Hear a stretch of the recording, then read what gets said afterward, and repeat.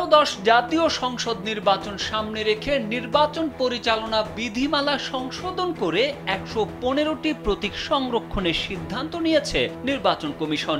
বিধিমালার খসড়া যাচাইয়ের জন্য আইন মন্ত্রণালয়ে পাঠানো হয়েছে।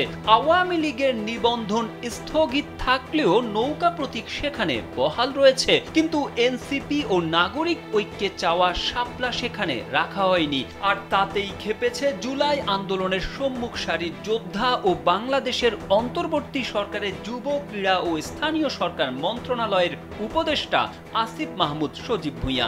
মঙ্গলবার নৌকা মার্কাকে শিডিউলভুক্ত করতে নির্বাচন কমিশনের আইন মন্ত্রণালয়ে পাঠানো নিয়ে তিনি ফেসবুকে স্ট্যাটাস দেন। স্ট্যাটাসে আসিফ মাহমুদ লিখেন, অভিশপ্ত নৌকা মার্কাটাকে আপনারা কোন বিবেচনায় আবার শিডিউলভুক্ত করতে আইন মন্ত্রণালয়ে পাঠালেন? সাংবিধানিক প্রতিষ্ঠান হিসেবে এই গণ অভ্যুত্থানকে আপনারা জাস্ট বৃদ্ধাঙ্গুলি দেখালেন। কাদের এজেন্ডা বাস্তবায়ন করতে এবং কাদেরকে দেওয়ার জন্য এই মার্কা রাখছেন আপনারা? পরাজিতদের স্বপ্নের রিফাইন্ড আওয়ামী লীগকে তাদের মার্কা ফিরিয়ে দিতে চান?